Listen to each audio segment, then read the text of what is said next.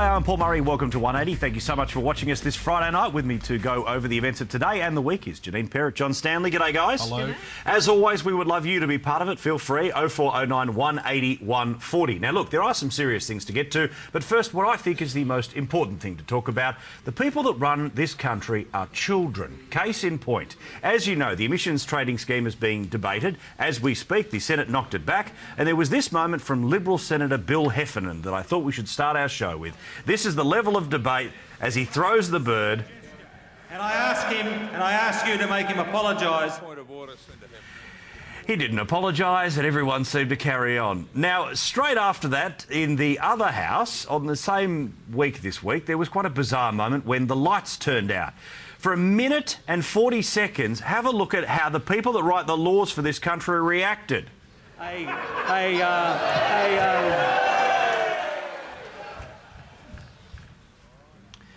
Now, all of the cheering and carrying on was very similar in that house to a whole bunch of school kids that when the teacher walks out on a windy day, they just frankly go insane. Are we being run by children? Obvious free kick to start with, Janine. Oh, I think we've always known it. It just confirms it, these kind of things. And it is reminiscent of school kids. I mean, you wouldn't mind, except that they're always asking for journalists to respect them, more money to get the elite there. They want respect and yet they don't behave with it. No, but it's just that strange thing where it's like, is it because they don't think that anyone's watching, they don't think anyone will notice, or they think that they're just above it, John? Well, I'll saddle up here in defence of them. Here we go. No, because, well, on that afternoon we had Bill Heffernan, who couldn't control himself, went like this, and he says to one of the other senators that was standing behind Penny Wong, who he has a bit of banter with occasionally, it was picked up on the camera, that was a second's worth. And then in the chamber, Kevin Rudd's talking, the issue is emissions trading, the lights go out, so of course in the theatre of Parliament they see this as quite amusing, they do a bit of yahooing, but I think probably we behaved a bit more like children in the collective media because we went on about it, it was on the TV news and we've been talking about it, it was analysed in the papers, we're talking about it here. Why shouldn't they be held to account on their behaviour? There were hours of sensible contributions in the Parliament on that particular day. We haven't talked about any of those. Yeah. We've spent all our time talking about a bit of yahooing. No. So are we partly to blame? No, absolutely. But the point, though, is that, I mean, I understand when something weird happens that everyone can start cheering, but we timed it. It goes for a minute and 48 seconds of everyone going, the lights are off. It keeps going and going and going, and the lights came back on in 2 seconds. Oh, it's ridiculous. I mean, as for, do they think no one's watching? These are the people who won't let the camera show their bald spot because they don't want to look bad. But it's only as selective when we want to look bad. When the lights are out, obviously we don't care what we do. See, I'm ancient enough to have been covering federal Parliament before they were allowing the cameras in. In fact, I was there when they first allowed you to broadcast the sound. But you weren't even allowed originally to broadcast anywhere other than on the ABC with the live broadcasts, the audio of question time, and then they allowed the cameras in. And since then, they've played to the cameras. They do play to the cameras, so they'd be aware, very aware, that the lights going out was going to be symbolic, so they've played it all up. And look, So if there weren't cameras, you're saying they could have behaved worse? They probably would have been drunk. Yeah, possibly. Yeah, well, there has been that in the past. They've had a chicken come into the Parliament. A bloke dressed as a chicken walked into the Parliament once. So I do think they play up to the cameras. They place certain MPs in positions, so you can see the way they're placed. You can work out according to who looks good and who's in a marginal seat, placed in certain positions behind the Prime Minister and the opposition leader. So I wasn't so fussed about that, and I reckon we contribute to it by highlighting it. All right, well, that's the style done, now to the substance. The trading scheme has been knocked on the head. The Prime Minister has been pretty quick today to say, though, that this is not going to be the trigger for a double dissolution. There will not be an early election based on whether or not there'll be a carbon trading scheme. I have not the slightest intention of going to an early poll. I don't think people like that. I think they want you to serve the term that you've been elected for. So I would just really like this thing to get through. We'll get to this idea in a second, but I have found it quite bizarre that the government has been bashing away that to simply oppose their idea is somehow ruining the country. Isn't that the whole point of there being not one party in power? What really concerns me about this whole debate is that this was a key platform of the Rudd election campaign, yet all the focus of the media has been on the opposition. Absolutely. They're not looking at the government, they're not going through this bill. All the headlines are, what does this mean for Turnbull, the election? We in the media, everybody should be focusing on what this means for the government, what the bill's about. The opposition is a secondary matter. The press gallery has got to get back to looking at the government of the day, not the internal workings of the opposition. Absolutely. Well, yeah, but it is because of the numbers in the Senate. So the Greens were always going to oppose this. They say it doesn't go far enough. And then as soon as Steve Fielding went off to America and went to a couple of, Heartland Institute meetings and decided he was a climate change sceptic, Xenophon said no. The numbers said they have to get the opposition to support it or it won't go through. The others are opposed. Yeah, but isn't that the reality, though, that all of those people are representing their constituencies to the fullest of their voice? It's called the opposition. But that's what I'm saying. I'm saying that's why the opposition's important, because that's the most likely group in the Senate where you'll get the numbers to support this legislation. But having said that, the fact that you've got all these groups opposed to it, the fact that no one really quite understands how this ETS that they've put forward works, I don't think Penny Wong's done a great job in selling it at all. I've seen no interview that she's done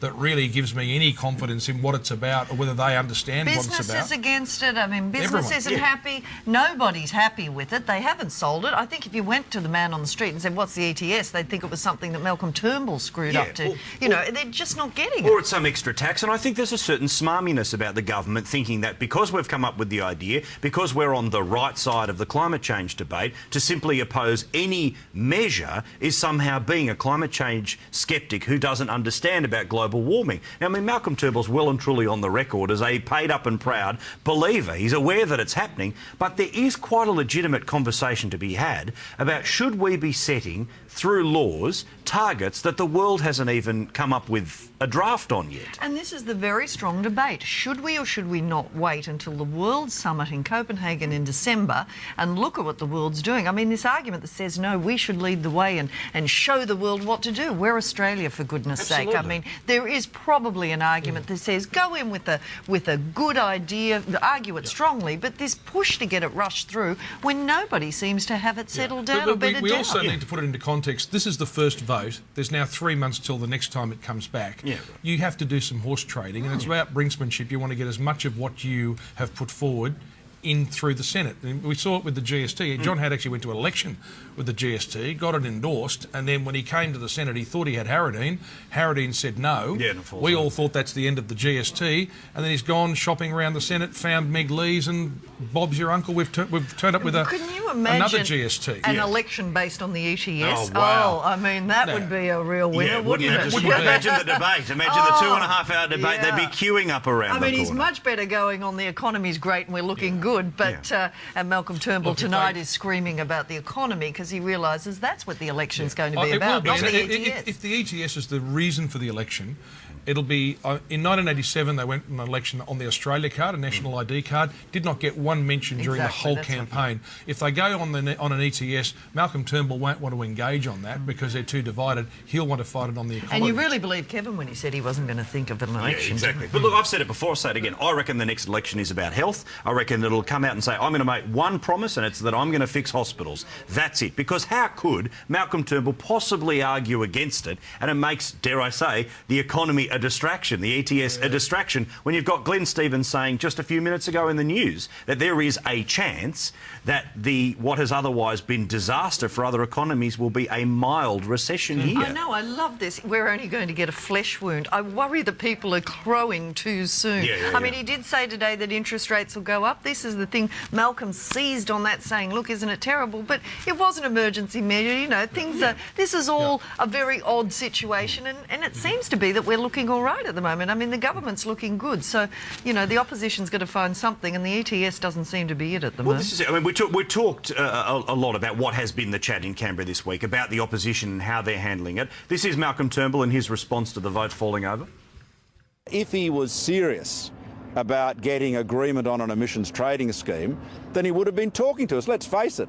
If you want somebody to agree with you, you sit down and negotiate with them. And that, I think, is an absolutely fair point. If something is as serious as this, and we're talking literally about life and death, why don't they do that West Wing-like moment where Kevin Rudd walks over to Malcolm Turnbull's office, knocks on the door and says, Malcolm, got an hour. They sit down and have a chat. If Malcolm Turnbull can't come up with something, then he looks like the weaker bloke and gets knocked over. Instead, we have this whole carrying on back and forth, and really it is the most inside of inside baseball chat. It's easy. Kevin Rudd doesn't believe it's that urgent for action to be taken straight away. And we even had Ross Garnaut saying you can delay this, and they are going to delay the start of this for a year. He wants to make Malcolm Turnbull as uncomfortable as possible and string him out and allow him to just be strung along there. And he's not going to give him what Malcolm Turnbull quite reasonably says should happen if you are this serious about a problem like Malcolm's this. not in a good position at the moment with Utegate too. I don't think there was a lot of chatting going on in the last few weeks with that all swirling. I'd say Kevin's still smarting from that and sulking.